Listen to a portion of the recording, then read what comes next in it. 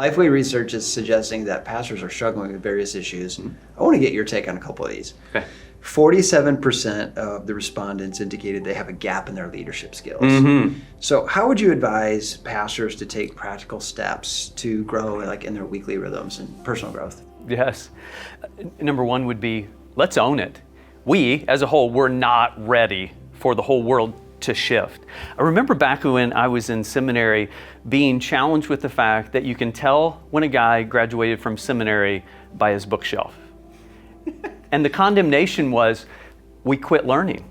We stopped, like, hey, I got my degree, I'm done. And then we slide into that. Maybe you've picked up a few commentaries, but we, if we're not careful, we stop growing as leaders. So the first step would be own it. Like, take the responsibility to grow as a leader. And of course, you may have to make time for it. One of my pet peeves is I hear people almost with bravado say, I have 20 years experience in my field.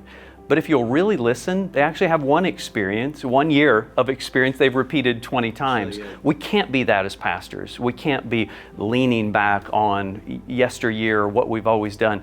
This is a season that has reminded us, like no other, we must be learning. And adapt. Yes. And really allow God to use uncomfortable circumstances to push us into some areas of growth that we're not used to. Yes. And you have to make time for that. That's really good. And you're going to read stuff all over the spectrum, from yearning from yesteryear to life in the metaverse. You know, you're going to read these great articles, and you're going to have to allow time to sit, pray, think about how are you going to respond in your local church.